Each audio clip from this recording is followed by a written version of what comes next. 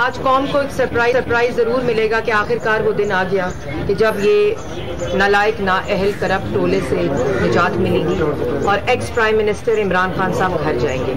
और ये जो 3.5 साल अवाम बेरोजगारी, भूख, अफलास और महंगाई की चक्की में पिसी है, इंशाअल्लाह यौम निजात है आज। और ये भी सरप्राइज मिलेगा इमरान खान साहब को कि जितनी गिनती वो पूरी करके बैठे हुए हैं उससे कई ज़्यादा गिनती जो है वो अपोजिशन वोट डालेगी और इमरान खान साहब जो है पहली दफ़ा ये तारीख रकम होने जा रही है कि वोट के ज़रिए जमहूरी और आइनी तरीके से एक नालायक नाअहल करप्ट टोले को वोट आउट करके पाकिस्तान के पार्लियामेंट से बाहर निकाला। मैडम ये बता दें कि सरप्राइजेस की बातें आ रही हैं, सरप्राइज तो ये कहीं नहीं होने जा रहा है कि आपके अपने ऑपोजिशन के बंदे एंड पे कम पड़ जाए। देखिए बंदे इतने हैं और मैं जैसे पहले कह चुकी हूँ कि ये सिर्फ वोटिंग का दिन है।